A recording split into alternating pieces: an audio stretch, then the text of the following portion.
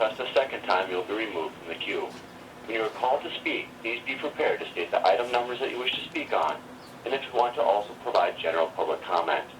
Please note that the line will now be silent until the meeting begins. Do not hang up. Stand by until you are called on to speak.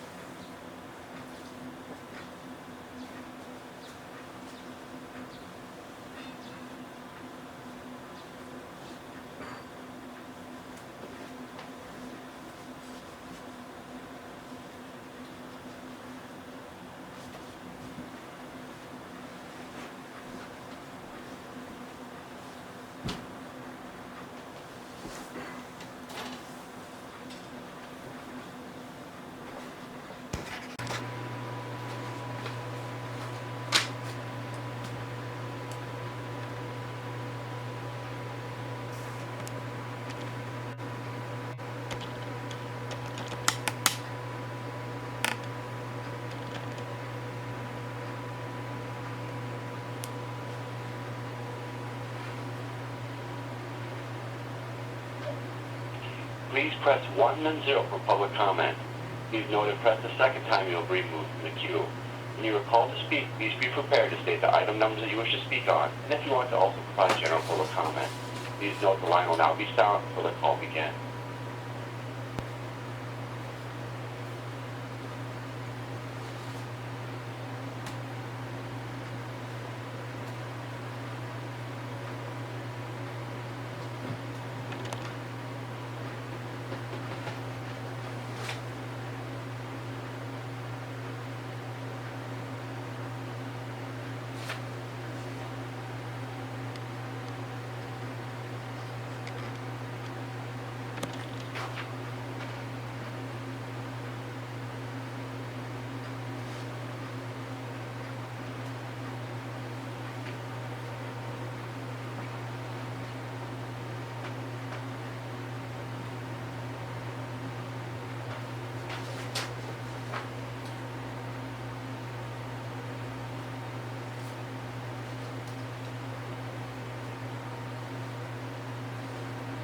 Good morning. Good morning, Supervisor Cher. We can hear you.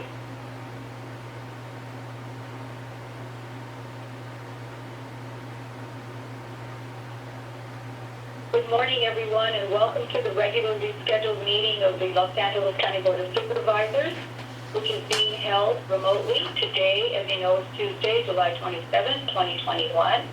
I will now take roll call to confirm attendance. Please unmute your mic and respond when your name is called. Supervisor Mitchell? Good morning, present. Supervisor Kuehl? Good morning. Here. Supervisor Hahn? Here. Supervisor Barker? Here. Lisa Davenport, Chief Executive Officer. Present. Rodrigo Castro Silva, County Council. Here. Celia Zavala, Executive Officer of the Board. Here. As indicated on the posted agenda, we'll be taking telephonic public comments separately for regular agenda items and public hearing items during today's meeting. The Executive Office of the Board received over 1,900 written public comments for today's meeting, and as those written comments were received, all of them were available to the supervisors for their consideration, consistent with the Brown Act requirements. We'll continue to receive written public comments throughout the meeting, which will become part of the official record. Madam Executive Officer, please call the agenda. Good morning, Madam Chair and members of the Board. Today's agenda will begin on page 2, Set Matter, 10:30 a.m. Item S1 is a discussion of the public health order related to COVID-19. This item will be held for discussion. On page 3, the special district agendas. This is the agenda for the Los Angeles County Development Authority. On page 4, this is the agenda for the Regional Park and Open Space District. On page 5, public hearings, items 1 through 8. On item 5, the Executive Officer of the Board requests that this item be continued to August 31st, 2021, as indicated on the posted agenda.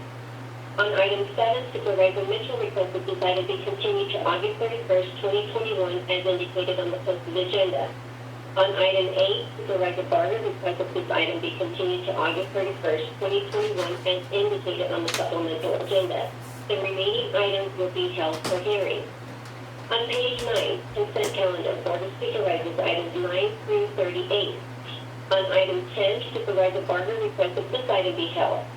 On item 14, Supervisor Soyi requested this item be held. Also, this includes the revision as indicated on the supplemental agenda. On item 15, Supervisor Soyi requested this item be held. On item 20, Supervisor Mitchell and Supervisor Barber requested this item be held. Also, Supervisor Barber submitted a substitute motion which will be posted on the agenda and is accessible to the public. On item 22, Supervisor Mitchell requested this item be held. On item 23, Supervisor Mitchell requested this item be held.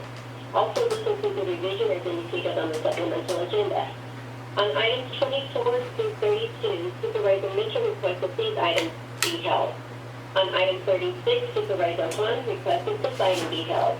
On page 29, Administrative Matters, items 39 through 54. On item 39, the Chief Executive Officer requested this item be continued to September 28, 2021, as indicated on the posted agenda. On item 42, Supervisor Barber requested this item be continued to September 28, 2021, as indicated on the posted agenda. Also, Supervisor Cher would like to be reflected as a no vote on the request for continuance. On item 43, the Chief Probation Officer requested this item be continued 2 weeks to August 10, 2021. On page 36, this includes miscellaneous additions to the agenda, which were posted more than 72 hours in advance of the meeting, as indicated on the supplemental agenda. On item 52B, Supervisor Soyi and Supervisor Hahn would like to revise the first directive to instruct the Director of the Department of Public Social Services in collaboration with the Chief Executive Officer's Poverty Alleviation Initiative to submit a high-level plan to the board within 45 days for the creation of a 3-year guaranteed income demonstration program for 150 transition-age youth individuals ages 18 through 24 who are currently receiving general relief benefits, while encouraging them to participate in the determined take-or-turn program. On item 52F, Supervisor Mitchell requested this item be held. The request for continuances through 52F are before you. Moved by Supervisor Barber, seconded by Supervisor Hahn to approve these items. That will be the order. On page 37, ordinance for introductions, items 55 through 57. On page 39, separate matter. Item 58 is a recommendation to adopt a resolution authorizing the issuance and sale of the 2021-22 tax and revenue anticipated notes Series A on behalf of certain county school districts in an aggregate principal amount not to exceed $30 million. On page 40, notices of closed session. That completes the reading of the agenda, Madam Chair. Thank you. Members, now we will hear from Sheriff Villanueva, who has requested time to address the board on item 14. Sheriff, you have 3 minutes. Please begin. Yes, thank you for that generous amount of time you've granted. I'm going to address specifically item number 14. And just some of the language in it. First of all, the genesis of the entire thing was a false report generated by a corrupt inspector general based on information that has been thoroughly disproven. And with the presence of body-worn cameras now, this entire notion of ongoing harassment, intimidation, seems to be absolutely absent from all of the body-worn camera videos that we have in our possession now. So that in of itself is problematic. Then you want to request the DA to investigate all allegations of criminal conduct by the LA County Sheriff's Department. Well, I think that is their job, so I don't think you need to request them to do their job. We assume that they do their job.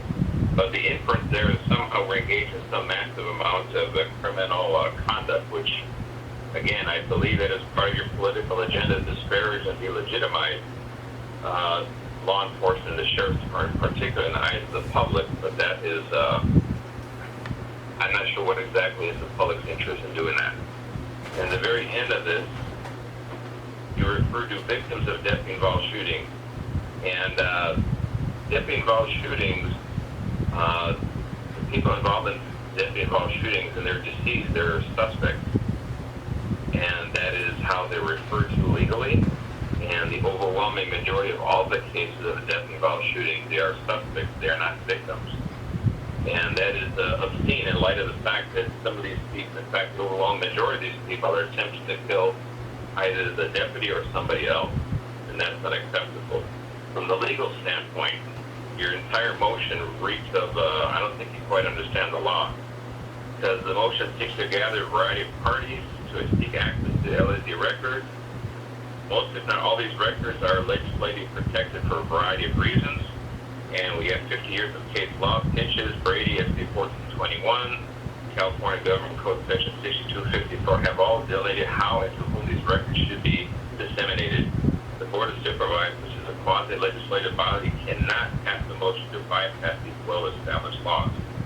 And then you're trying to engage, it looks like, some kind of a legislative extortion where you're going to force a private party to disclose information that's contractually bound by law not to disclose to a third party.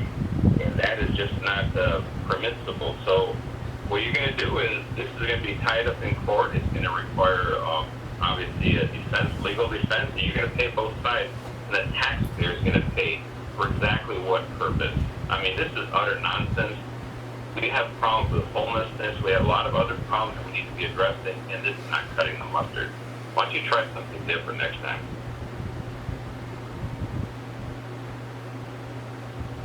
Thank you. That concludes our time. Now we'll take up public comments for all agenda items, excluding public hearing items 1 through 8. Madam Executive Officer, please read in the call-in information that was also provided on the agenda and explain the speaking rules to those members of the public who are calling in to address the board. Thank you, Madam Chair. As indicated on the agenda, members of the public wishing to offer public comment should call 877-226-8163 and use participant code number 133-6503. To repeat, please call 877-226-8163 and use participant code number 133-6503. Do not call that number if you only want to listen to the meeting. To listen only, please call 877-873-8017 and follow the instructions.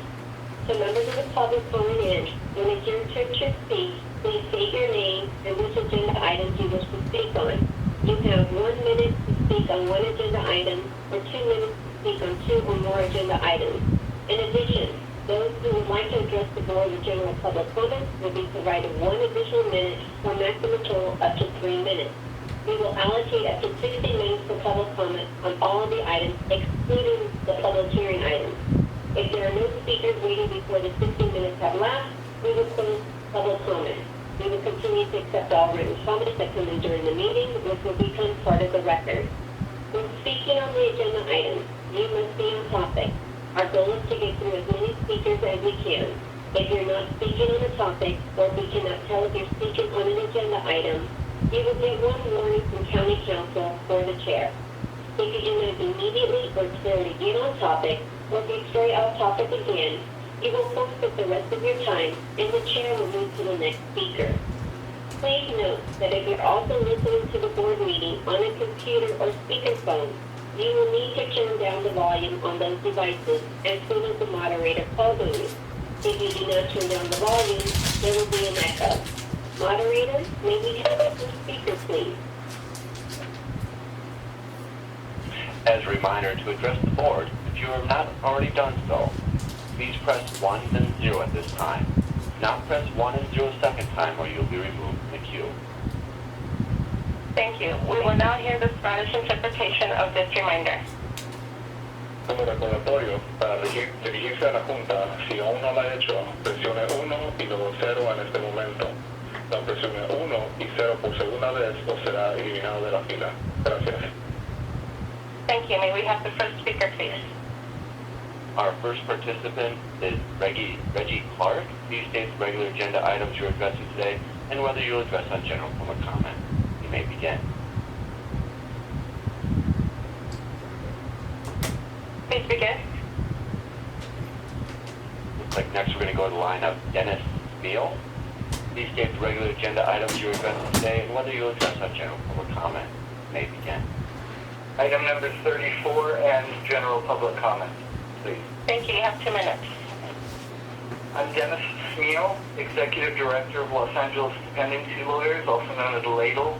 On any given day, LADLE provides vigorous legal advocacy to the more than 22,000 Los Angeles County parents in juvenile dependency court proceedings. That is, parents whose children have been removed from their homes or whose children are at risk of removal.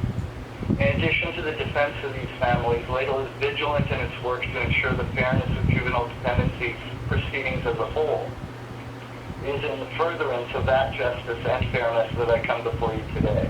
I wish to thank the board and especially Supervisor Kuehl and Supervisor Mitchell for supporting this motion, which will authorize the department to immediately terminate the specific toxicology contract and expedite the proceedings to put a new provider in its place. The department, the Board of Supervisors, the children and their families have recently gone through a horrible experience in which a lack of accountability and transparency and simple rules on the part of a provider has resulted in a failure of trust in evidence provided by DCFS to the court to support removal of children from their homes or justify a refusal to return children home to their parents. Free drug testing is one of the woefully few direct services provided by DCFS to help parents reunify with their children. LADLE makes a single request today, that they be included in the process of replacing Pactox by being permitted to have input into the testing system that will replace Pactox. LADLE hopes that the ultimate contract will have input from the parents' representatives. Among other suggestions, LADLE hopes the new contract will include a standard process for parents to make complaints if they feel the wrong name is on their paperwork or their sample has been left unattended or out of their sight. LADLE would also like to suggest a standardized chain of custody process and standardized handling when a parent's counsel wishes to perform its own testing on the sample. Excuse me, your time has expired. May we have the next speaker, please?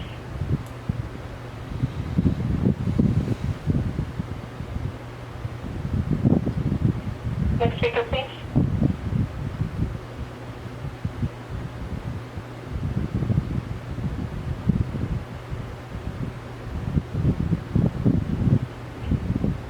Can we have the next speaker, please?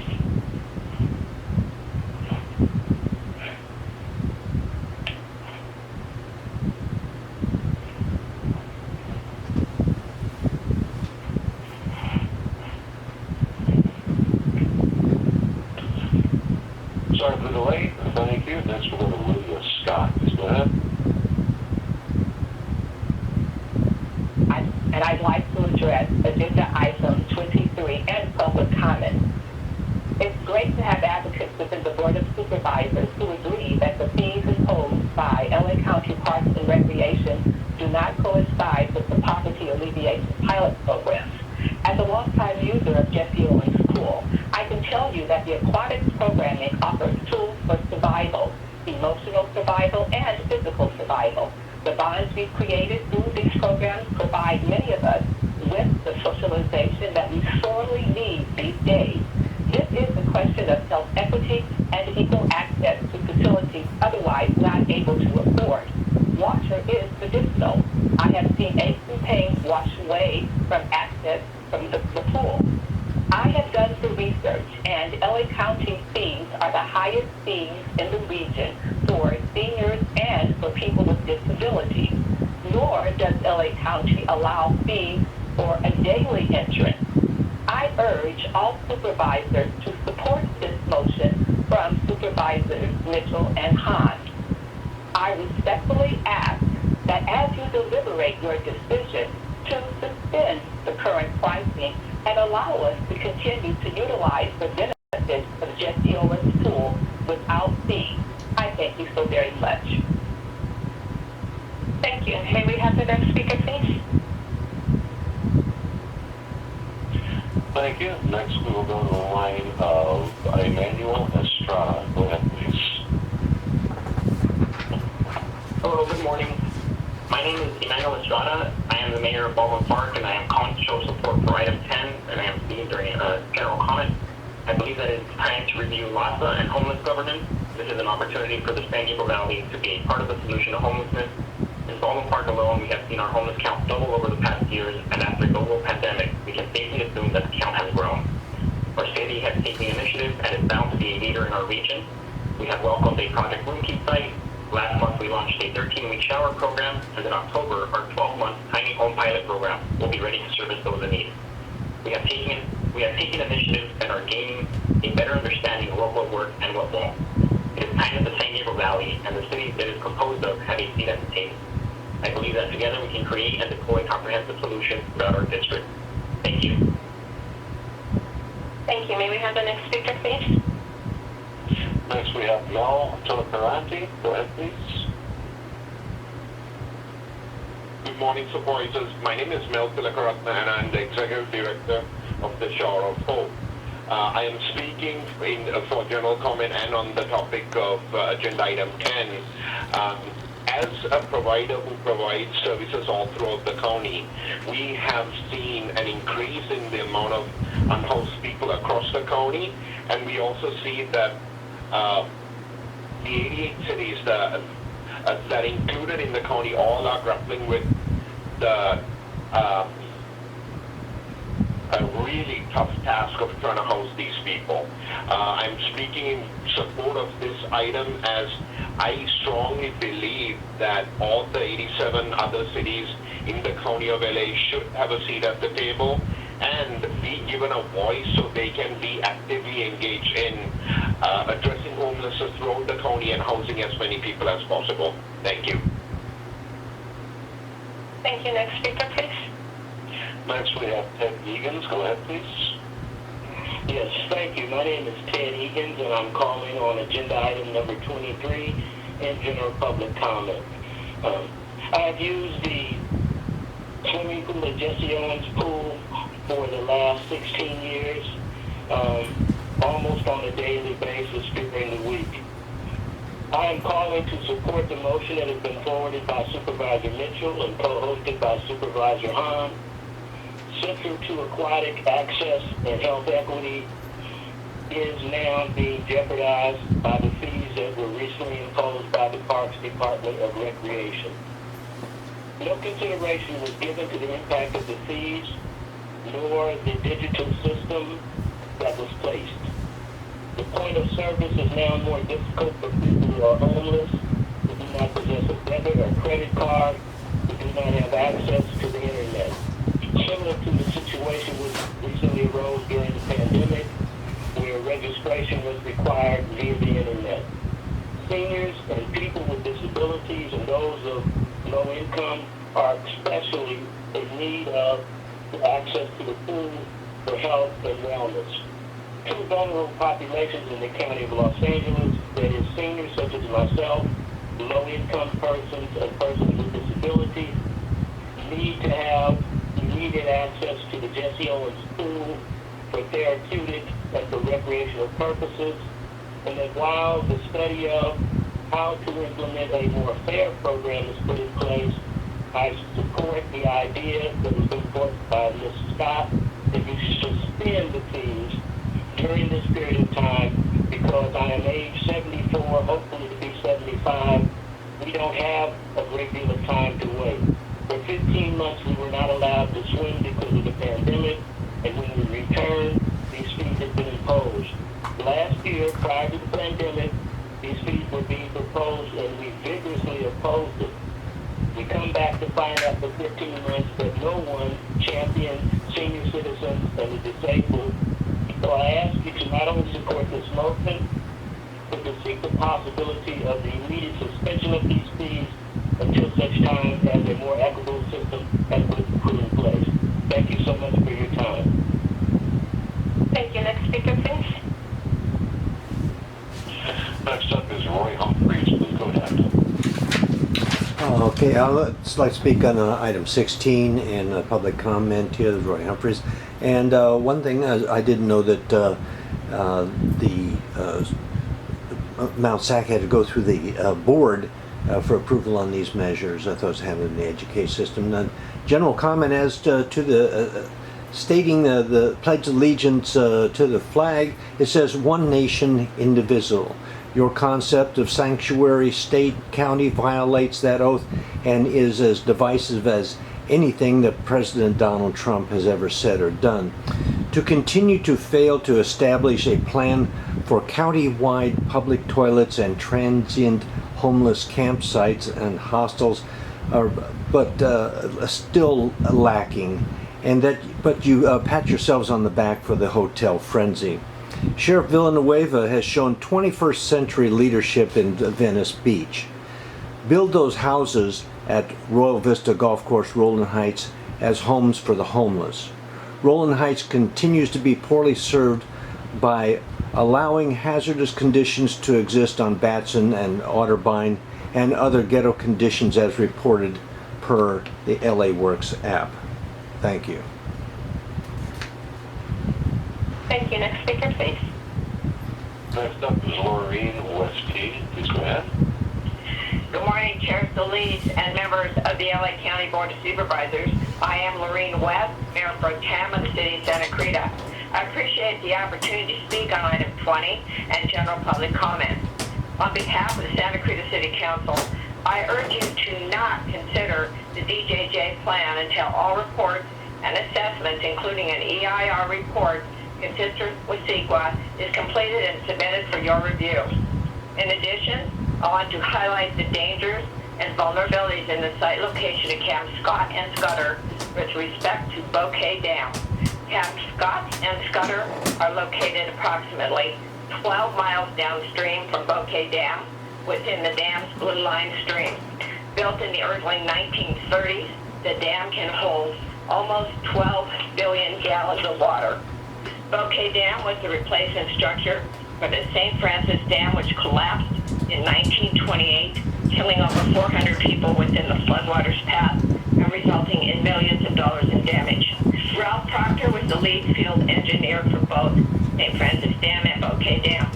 In the event of an earthquake near the almost 100-year-old Bouquet Dam, it is likely that the safety and well-being of those inside Camp Scudder and Scott could be in severe danger. Furthermore, due to historical mining and wildfires in the area, failure of the dam could result in an enormous amount of debris flow, causing further damage within the flood path. In comparison, the Van Norman Dam, which was built approximately 15 years prior to Bouquet Dam, experienced significant damage. During the 1971 San Fernando earthquake, which was 6.7 magnitude earthquake, resulted in the evacuation of 80,000 residents. It was later estimated that the 1971 dam failure could have killed over 123,000 people. It is critical that the proper environmental review and public outreach be conducted and incorporated prior to the adoption of the DJJ plan. Thank you for your consideration of my comments, and for these reasons I urge you to oppose that Camp Scott and Scudder serve as long-term county facilities for the DJJ population. Thank you. Next speaker, please. Our next speaker is Shwan Springer. Please go ahead. Thank you. Item 10, general public comment. I'm Shwan Springer, Burbank City Council member and former mayor. Thank you for the opportunity to express support for item 10, creation of the Blue Ribbon Commission on Homelessness. We support BRCH and would like a seat at the table. We've had measurable success assisting our unhoused and preventing homelessness. We continue to face challenges.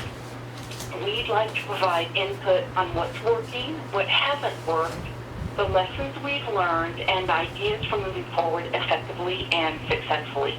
Thank you very much for your consideration. Thank you. Next speaker, please. Next up, we have Gilbert Saldante. Please go ahead. Oh, yes. Good morning, supervisors. I'm speaking on item 10. My name is Gilbert Saldante. I've been a homeless advocate for about 30 years. I was at the beginning of the establishment of LASA in the beginning when homelessness was not a very assisted item by the county. And today I am very grateful that the county has created opportunity to address the homeless crisis, and for all the years that they've been involved and seeking the funding. But I am concerned really about LASA, since I've been around since the beginning of the structure, all through the years, about a failure system. I have seen homelessness increase in many ways. And that has led us today to the homeless crisis. A system that doesn't know what to do continues to do what it doesn't know what to do. And we need to help it get direction. We need to fix it. And part of that direction and helping would actually create and end homelessness and bring help and direction to our homeless friends who are the ones that are suffering on the street. It takes the authority. Your time has expired. May we have the next speaker, please? Thank you. Once again, ladies and gentlemen, if you do wish to make a statement, please press 1 and 0 on your touch-tone phone if you have not done so already. Our next participant will come from the line of Ezekiel Mishama. Please state the regular agenda items you'll be addressing today and whether you'll address on general public comment. You may begin. Hello, can you hear me? Yes, we can hear you. Please begin.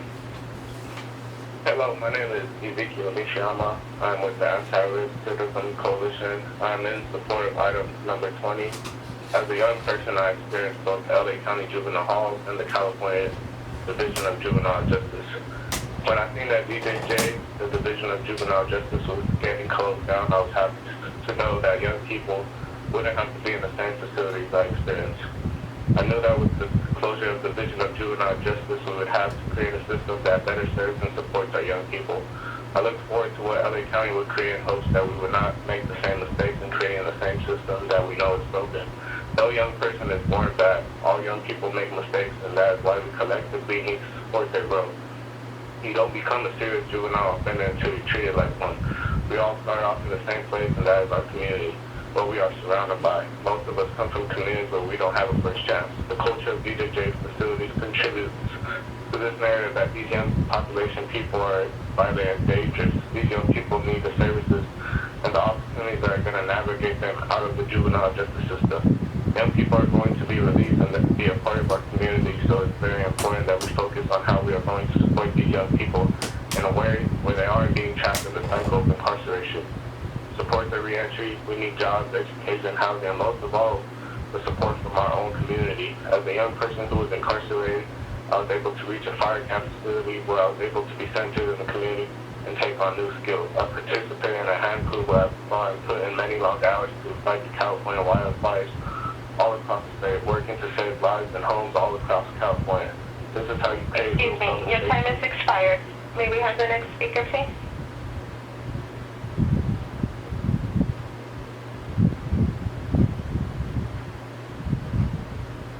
May we have the next speaker, please? Thank you. Our next speaker will come from the line of Fernandez. Please state the regular agenda items you'll be addressing today and whether you address on general public comment. You may begin. Hello, good morning. My name is Fernandez. I am a lifelong resident of the 1st District. I'm also the co-founder and executive director of a C-Corps nonprofit called La Defensa. And I'd like to speak on general public comment and in support of item 14 and in support of item 15 as well. Thank you so much, Supervisor Solis and Supervisor Mitchell, for putting forward item 14 and for providing these family support. Hearing these families speak at the Civilian Oversight Commission meeting, like you could feel the heartbreak and the harm that has happened to them because of this harassment. So thank you for putting that on the agenda. I'm also speaking in support of item 15, the legal representation for wraparound services for immigrants. In Measure J, we do call for funding to go to programs to support immigrants, especially around the legal services. So this is a really good motion and falls in line with a lot of the other things that we're moving forward. I do want to speak in opposition to item 19, proclaiming Probation Services Week. A little bit of my experiences with probation. I had a young cousin, 21, who got convicted of an offense, was put on probation, and then with a few weeks after being convicted, probation worked with LAPD to reincarcerate my cousin. And so he ended up in for probation violation that was then dismissed because there was no evidence, right? And so this is not just a one-off. This is a daily practice. And just to highlight that in LA County, we don't have the best probation department. We have a new chief, which is great, but the LA County Probation Department has had over 5 chiefs in the last 10 years. And also there has to have been directives to tell them to stop pepper spraying young people within their custody. And so when we think about proclaiming a week or under probation, what are we really saying with that in LA County? I hope you all really think about that because we don't have a department right now where the change has been systematic in a way where our loved ones aren't getting harmed or reincarcerated. Also support item 20, the preparing the closure division of JJJ, the JJJ plan. We have a lot of folks that are going to be speaking ARC, Youth Justice Coalition that have been leading this work, and it's really great to see this agenda item on there and speak in full support of it as well. Also, item number 22, it would have been great to see other authors on that, proving how we meet the needs of Black immigrant communities. But Supervisor Mitchell, thank you so much for putting this motion forward. Well, during our Measure J process, that was something that was called out where there's not enough support for our Black immigrants that live in LA County. So thank you for putting this forward. Also, item 43, LA County gets over $470 million in AB 109 funds. At least that was the last budget that was projected last year that passed. And so y'all looking into this, I strongly support this. We've been advocating for over 50% of AB 109 funds to go to community since 2014 with the Reimagine AB 109 campaign. So this is critically important, especially to highlight the audit that was done, that was spearheaded by now Senator Sidney Kamlager-Dove, that showed how the ineffectiveness of how LA County is spending its AB 109 budget. Essentially, it's a blank check where over 80% of it is going to probation and the sheriff's department, even though the AB 109 population... Thank you so much for your time. Our next speaker will come from the line of Nana Deeb. Please state the regular agenda items you're addressing today and whether you'll address on general public comment. You may begin. Hi, my name is Nana Deeb. I'm the Chief Executive Officer at St. Gabriel Valley Medical Center. And I'm going to be speaking on the American Rescue Plan Act 52F. And really it's about requesting the Board of Supervisors to support the HASC financial assistance to the LA hospital. As many of you know, we have an incredible strain on our hospitals that we're enduring while we're serving our community. And with this unprecedented time, the cost and the limitation of any services making money has been minimized. And we are in need to support our community and our staff to ensure that we have the proper PPEs, we have the right medications and ongoing changing medications.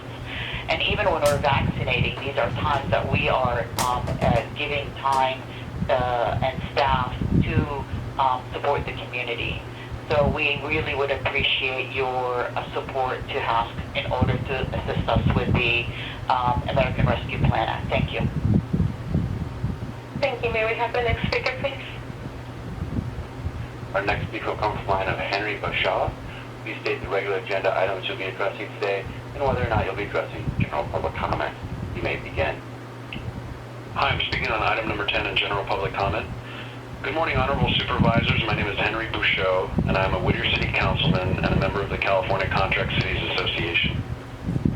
As a council member, one of my proudest accomplishments is the creation of a 139-bed homelessness navigation center in Whittier in partnership with the Salvation Army.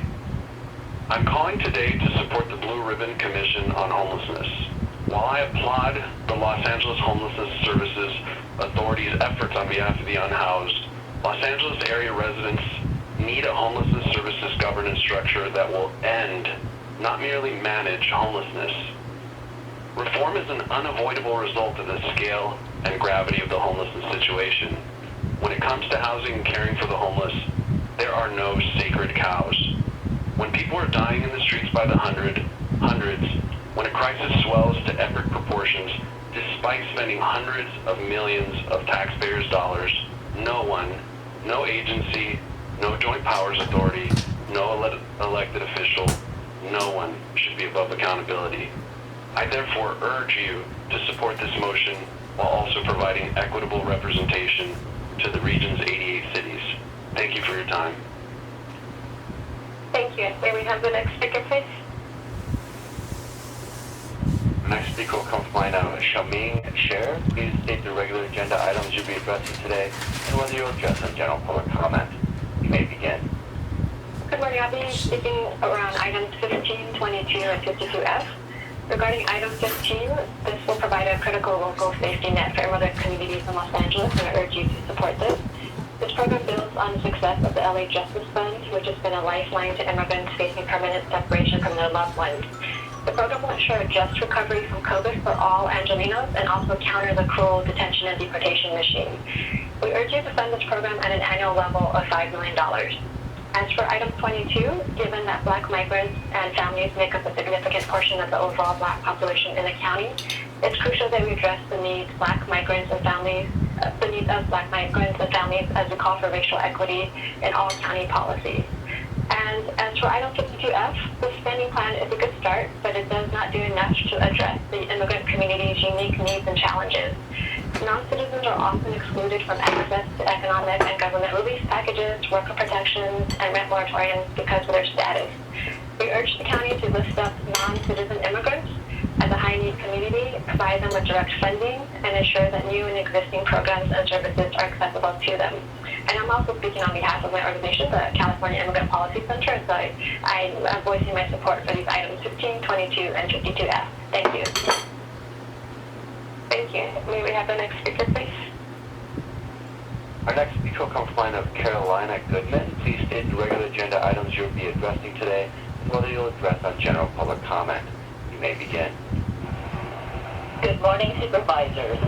I'm Carolina Goodman with the League of Women Voters of Los Angeles, speaking on item 15 and general public comment.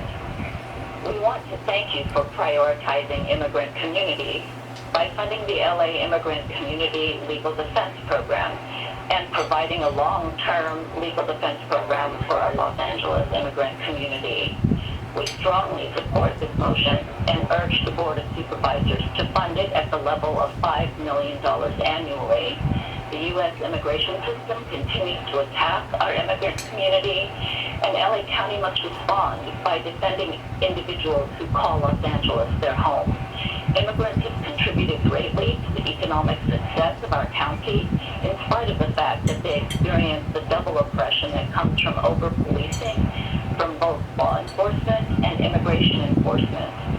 This legal defense program demonstrates our commitment to create equitable opportunities for Angelenos to succeed by ensuring due process for all. Thank you.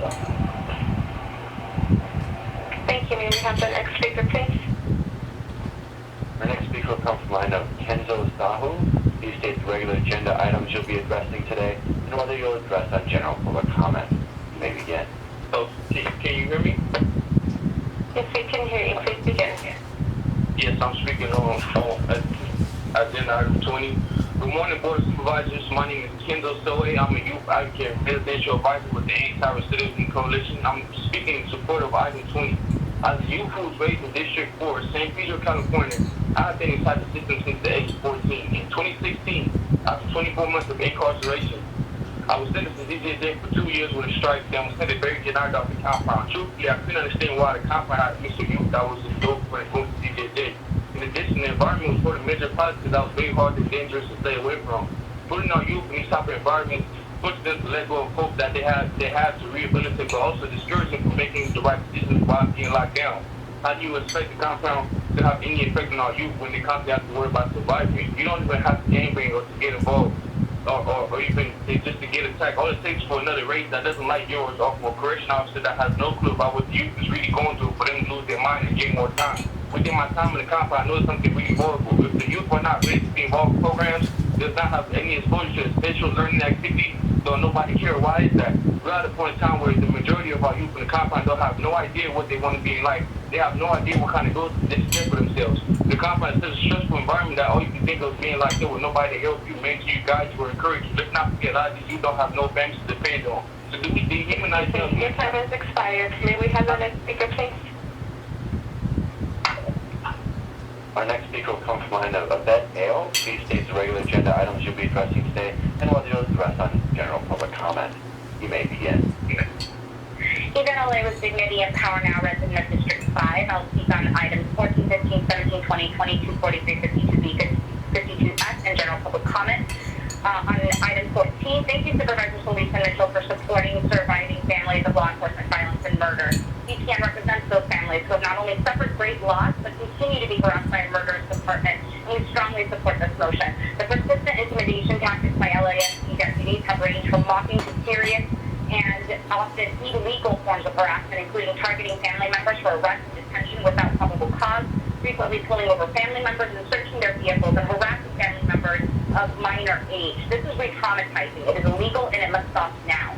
I strongly support items 15, 17, and 22 and full-heartedly thank Supervisors Soyi, Khan, and Mitchell for standing up for immigrant rights.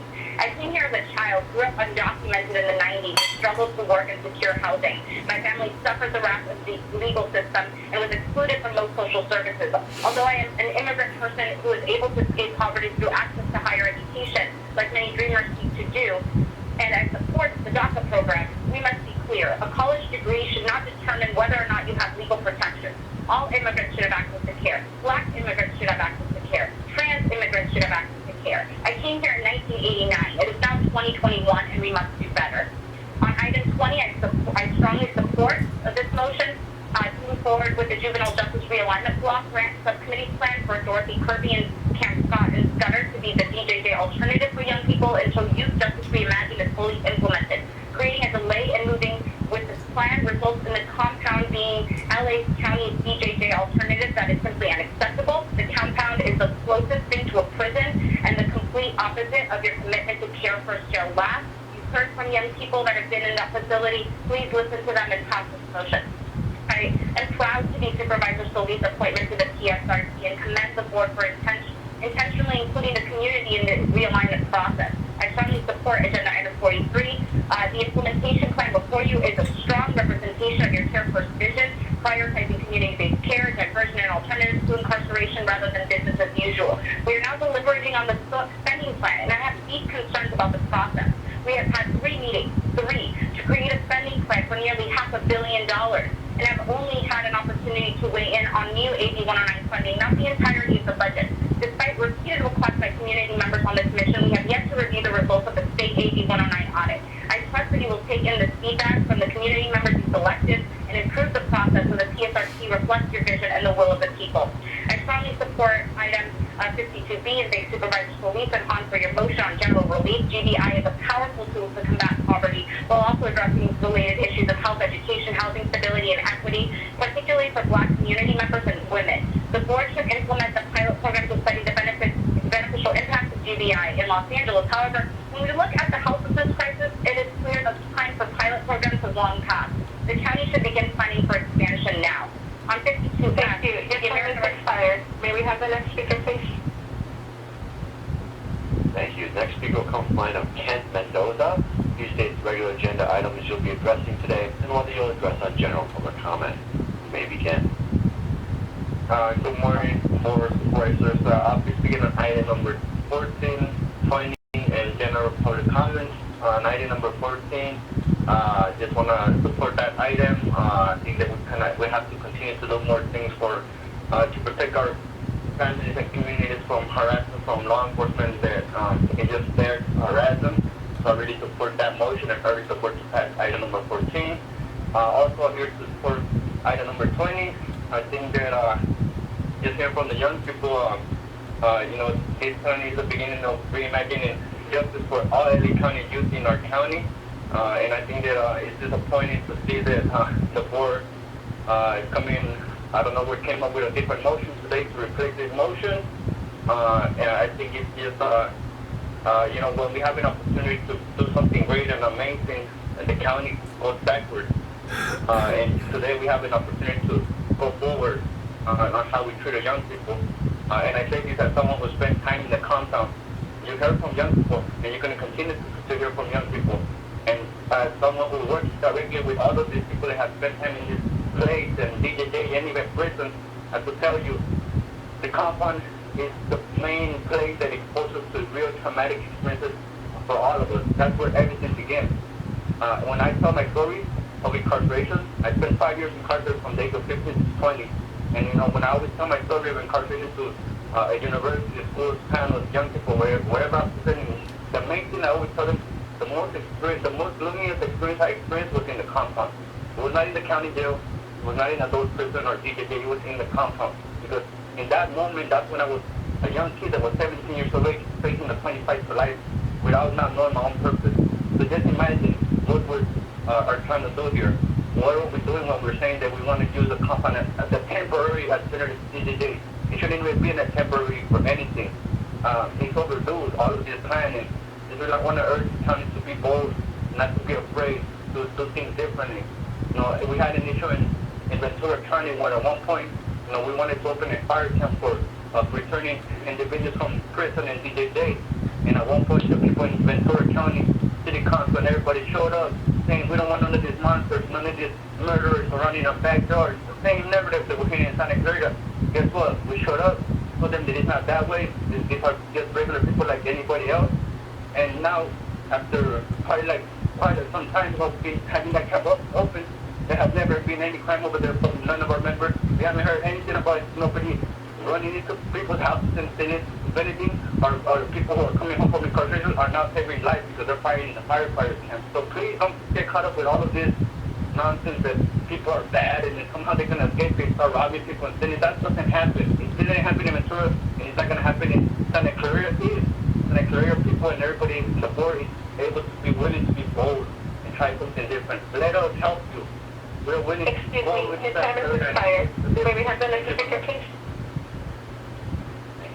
Our next speaker will come from the line of Samanth Mathews. Please state the regular agenda items you will be addressing today and whether you will address on general public comment. You may begin. Hello, I'll be commenting on item 10 and general public comment. The San Gabriel Valley Council of Governments urges you to adopt a motion to establish a Blue Ribbon Commission on Homelessness.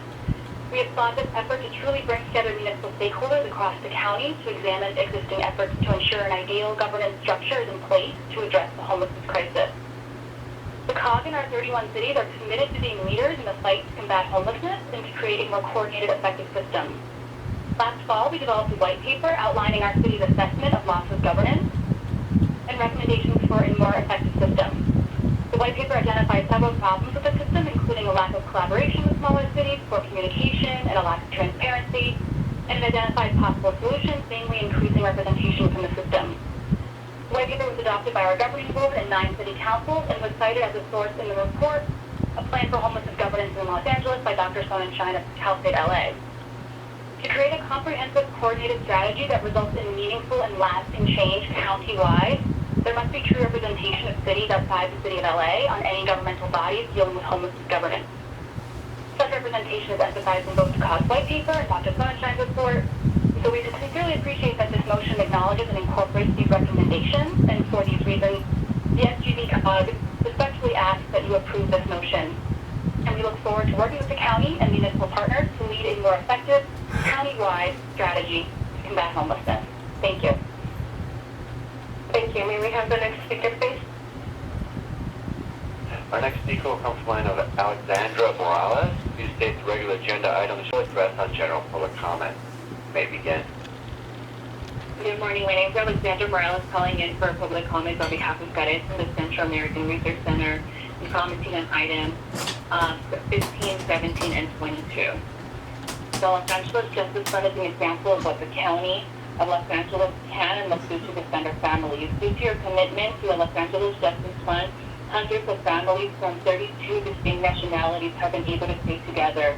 We thank you for your leadership throughout this time to ensure that this resource is available for the community.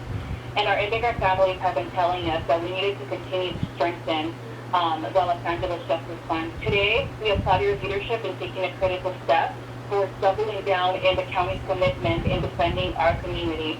Your leadership in today's motion recognizes that while some relief for our immigrant communities could be possible, the reality is that this relief is not here yet, and many of our community members are already and continue to face deportation, or they're immediately vulnerable to deportation and need reliable representation resources now. With nearly 3.5 million immigrants living in Los Angeles, A stronger Los Angeles Justice Fund is critical for the county to take steps necessary to meaningfully defend our immigrants. We thank the co-authors of motion item 15, Supervisor Solis and Supervisor Hahn, on this next step that builds on the success of the Los Angeles Justice Fund. We ask for the support of all supervisors on this item to keep more families together and free. In the same breath, we ask for your vote of support for items 17 and 22. The impact by anti-immigrant rhetoric and policies did not end with the last administration. The negative support decision on the DACA program case is an illustration of this, and the still hostile times that our immigrant communities continue to live in and day out. It is also critical that we center Black immigrants and families as we call for racial equity in all county policies, including those relating to immigrants. Therefore, we ask that the county do everything possible to elevate and listen to the voices of those directly impacted, to stand with all immigrants, and to defend our immigrant families. Items 15, 17, and 22 are in line with these values and action steps in the right direction that our community needs, and we ask for your support on these motions. Thank you for your time. Thank you. May we have the next speaker, please? Our next speaker is going to come from the line of Sam Lewis. Please state the regular agenda items you'll be addressing today and whether you'll address on general public comment. You may begin. Thank you. Good morning. I will be addressing item number 20. First and foremost, I want to thank this motion brought by Supervisor Holly Mitchell and Sheila Jewell. Incredible. Thank you. I am in support of item number 20 for the closure of the Division of Juvenile Justice Plan, but I am opposed to the use of Mary J. Nightoff as the facility that will replace the Department of Juvenile Justice. I'm opposed for a number of reasons. First and foremost, every Saturday I'm in Mary J. mentoring the young people that are in the compound, what I consider a miniature prison, where teenagers are housed.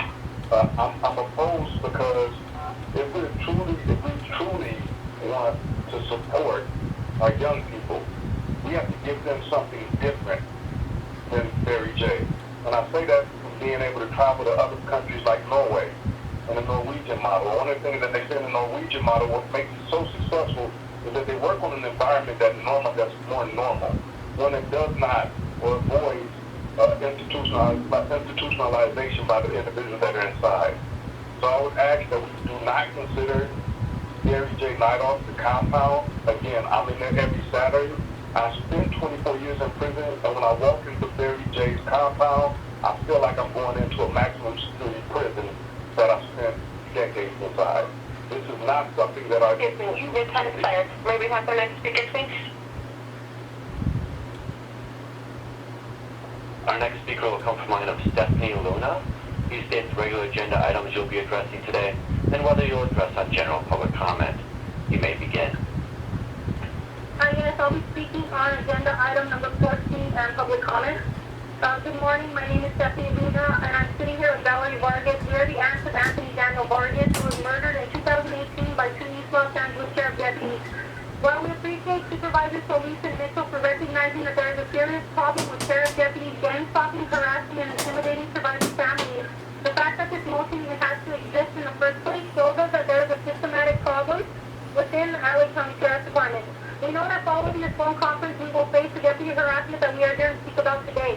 We are sitting here speaking to the board on what should be Anthony's 24th birthday. Instead of celebrating Anthony and his twin today, we will be sitting at the spot where he took his last breath, memorializing him, and later in the evening celebrating the life of his twin brother. Think about that for a second. We're placed in a situation where we are trying to grieve the death of our nephew and celebrate the life of his twin brother. Look at what we're doing right now. We're on a phone call to ask this board for protection from the same department that murdered Anthony. And in response, they inflict various forms of abuse on us. The LA County Sheriff himself, Villanueva, constantly doxes my family and jeopardizes the safety and well-being of Anthony's surviving family members. They receive zero consequences. You ask us to constantly document our interactions as if we are responsible for their behavior. They are the ones who you employ. They are the ones who are under the sheriff's watch. We deserve the right to live and grieve the twins they stole from us. We should not have the burden to ask for protection from the sheriff's department on Anthony's birthday, and we really hope you sit and think about the level of trauma the county itself has placed on the shoulders by allowing the LA County Sheriff's Department to further contribute to our grief and enable them to re-traumatize us.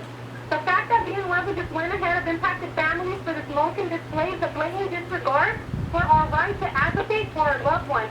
Everything that he just said is exactly why we must pass this motion. My nephew is not a suspect. He is a victim.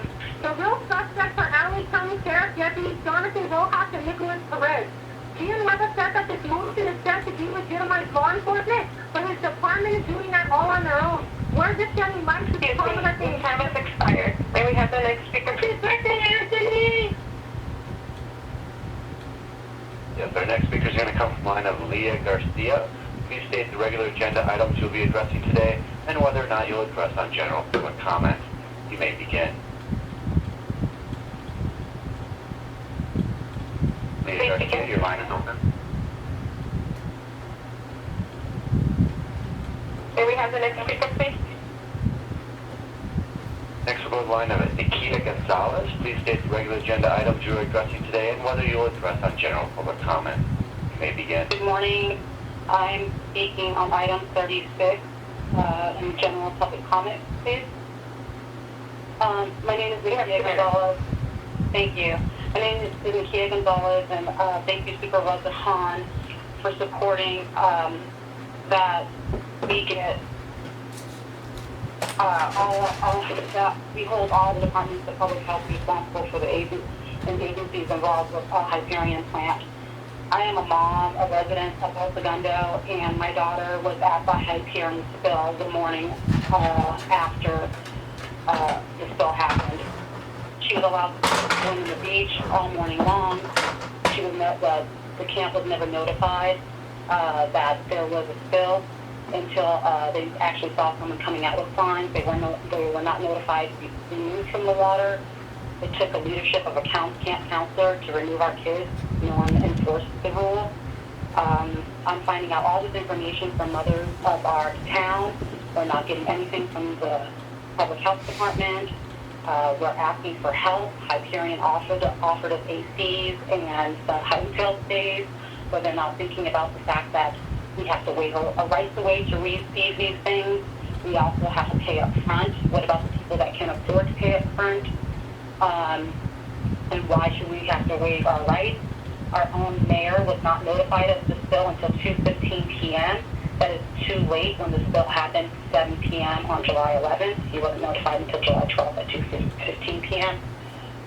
Like I said, my daughter was swimming. It was a micropreemie. She has respiratory issues, and I need to know what's going to happen. I need to know what's in our air. Our air is contaminated. We're smelling sewage as it's backed up in our toilets. It's in our house, and we need help. So I appreciate everything you're doing in this motion. Thank you. Thank you. May we have the next speaker, please?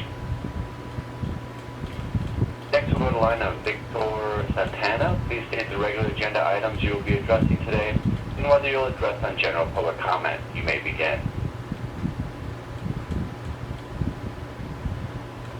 Victor Santana, you're on.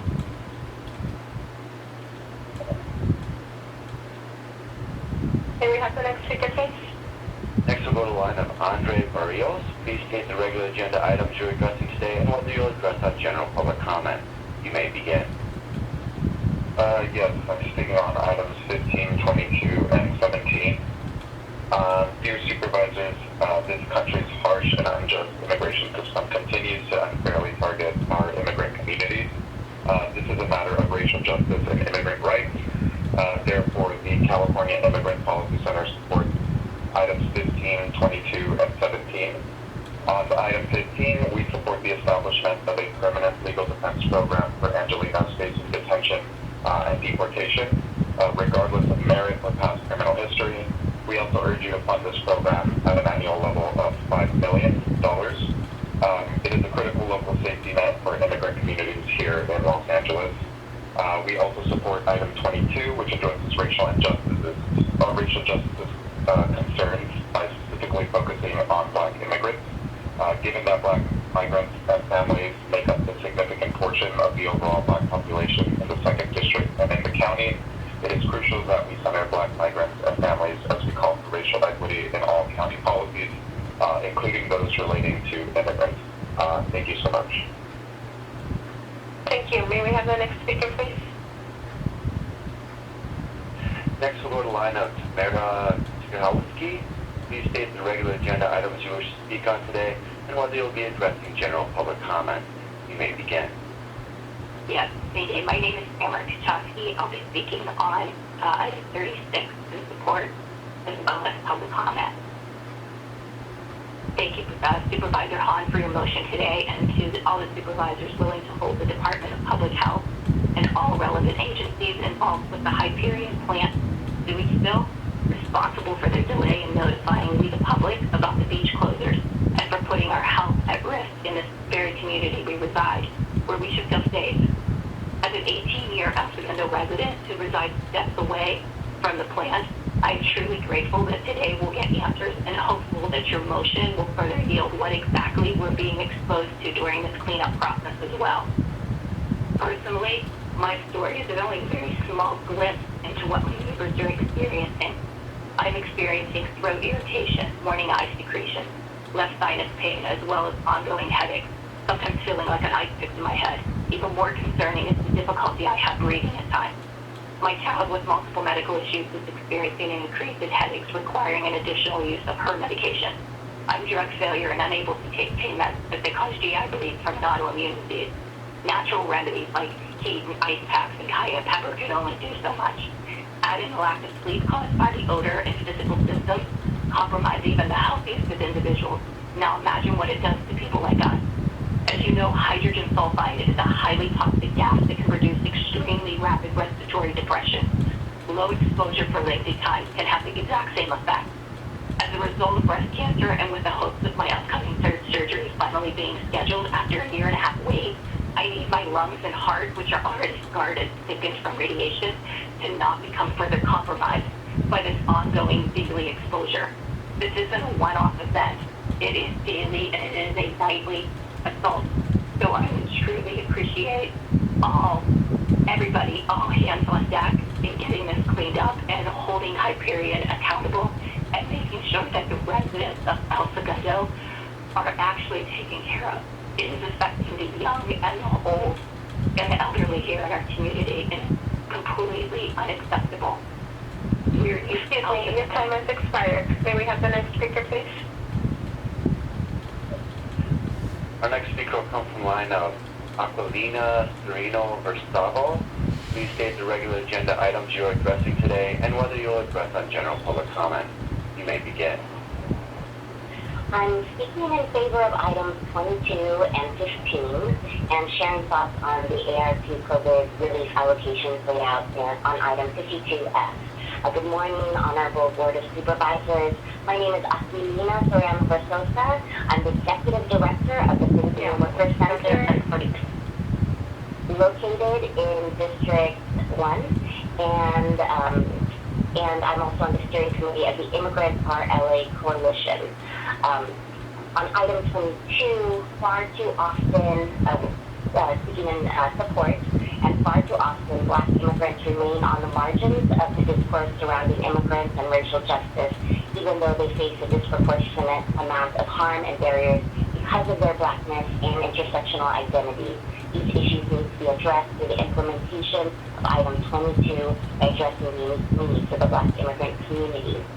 Item number 15, also speaking in favor of, and the County of Los Angeles must reaffirm its commitment to protect the millions of immigrant Angelenos that are part of our county's social fabric by renewing and creating a permanent version of the Los Angeles Justice Fund. 5% of the county's population and our community suffered a disproportionate impact from the pandemic, both economically and health-wise.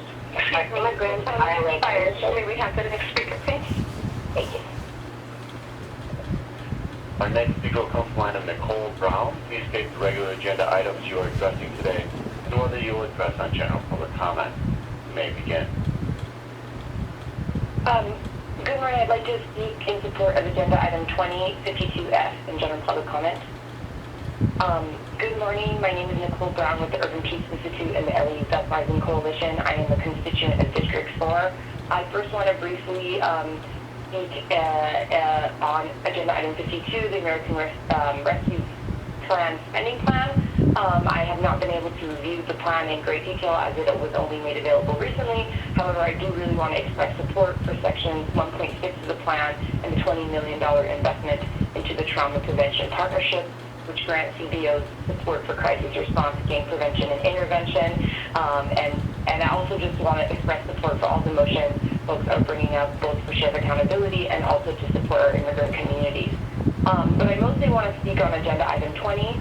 We strongly support this motion. Thank you, Supervisors Mitchell and Chu, for your leadership.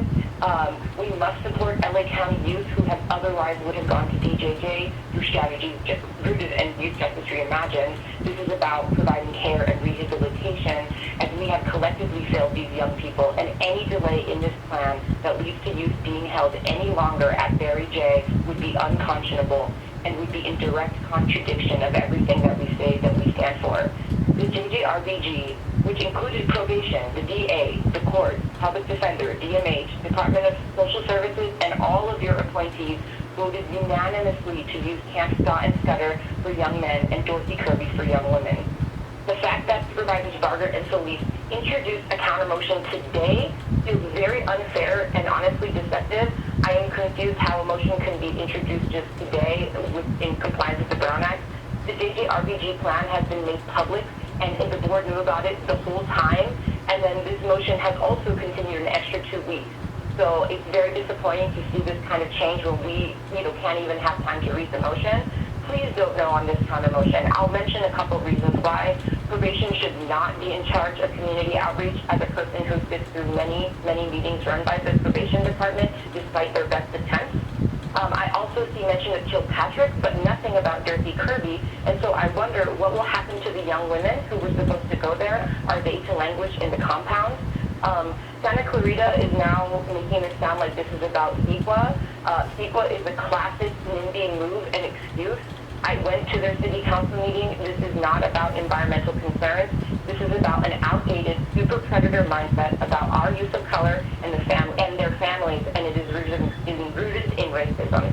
Rather than sending LA County youth to these horrible state facilities, we have the opportunity to provide them with support and the rehabilitation they deserve, so they are not further traumatized. And any time, as others have said, spent in the compound would be harmful to youth.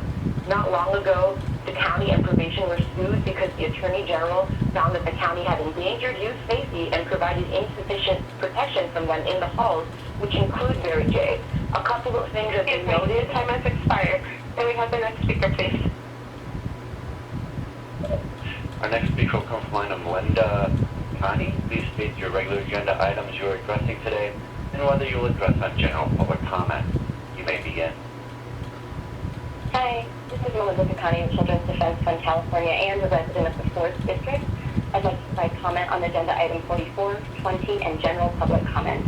Item 44, I support it. I was a public defender at the Bronx Defenders for 7 years. Holistic advocacy and defense that allows people to fight for their children, their freedoms, their homes, their status from one office is the true and correct definition of public defense. Item 20. This board has called for a significant amount of transformation, has taken some incredibly bold steps, and led the residents of LA County to believe that something better was possible in the name of justice reform. While Supervisor Barger's lack of support for the EJJ motion isn't terribly shocking, I assumed that this would be a no-brainer for the rest of you.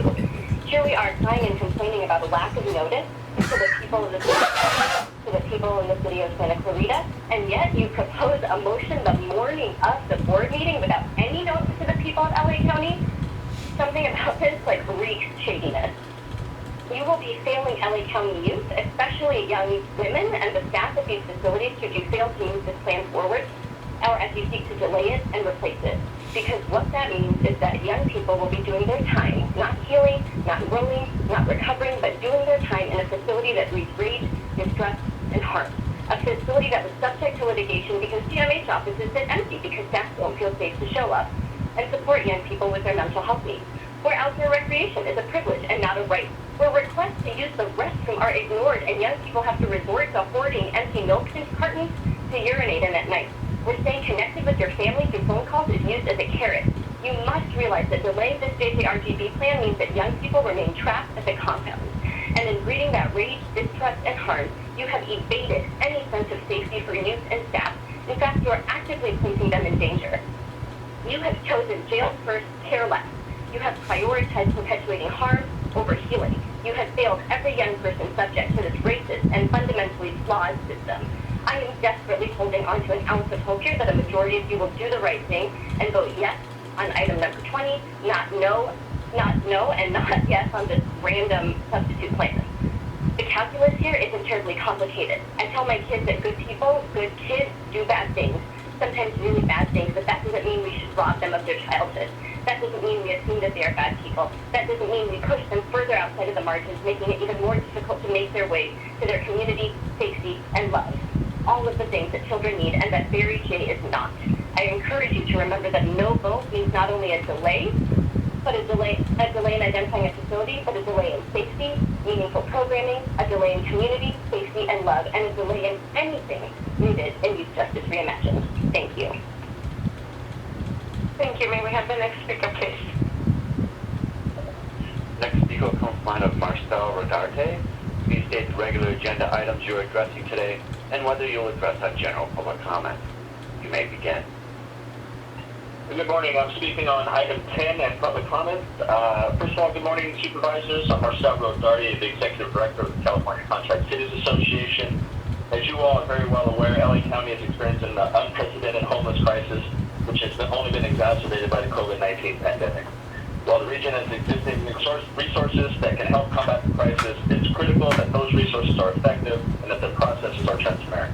For this reason, Contract Cities support Supervisor Barger and Salusa's motion to establish a Blue Ribbon Commission on Homelessness, which will aim to improve Los Angeles Homeless Services Authority's efficiency by conducting a comprehensive study on the agency's governance structure. The mission of this commission and the study it will perform is essential. Any ambiguity around the transparency, inclusivity, and accountability of the governance structure of LASA will only hinder the region's efforts to effectively address the increasing homelessness crisis.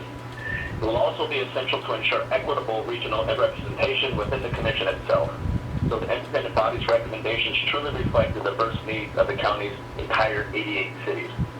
At Contract Cities, we know there is no time to waste on this matter. For unhoused people struggling each day in many cities across LA County, there are many people.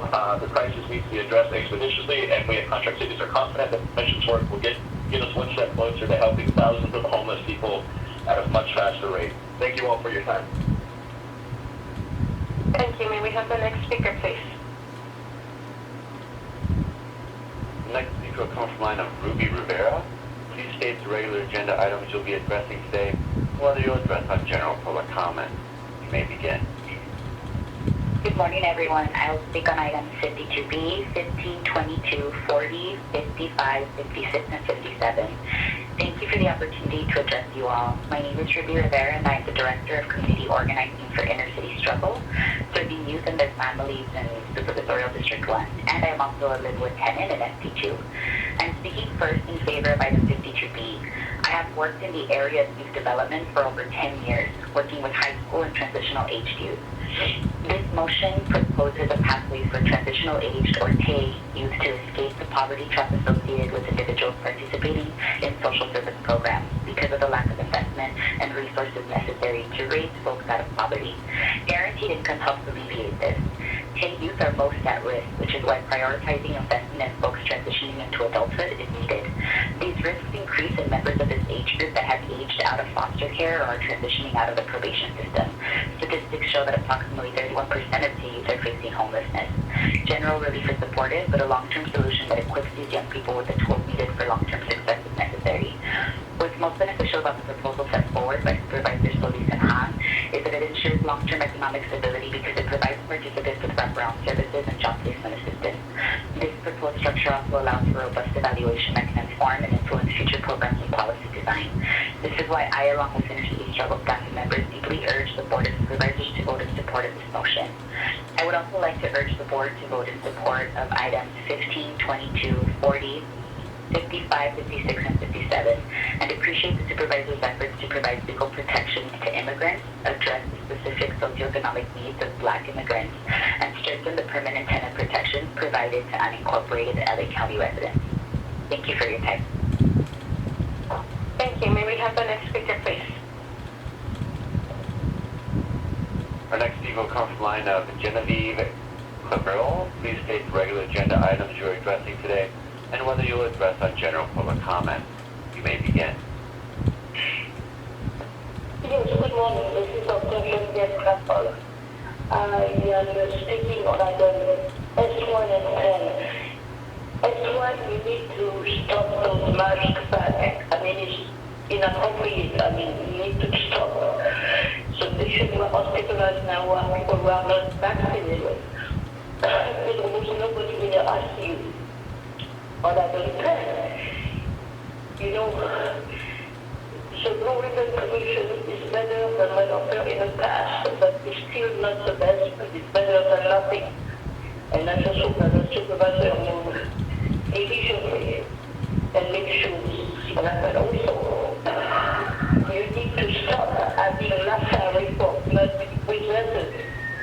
You have been postponed since February of last year. That's unacceptable. It is why we have the problem now. Please do your due diligence. And please reopen the Board of Supervisors and that meeting every week, not every other week. Have a good weekend. Bye. Thank you. Madam Chair, that completes the 1 hour of public comment testimony. Thank you very much. Our time for public speakers has ended. Thank you to all the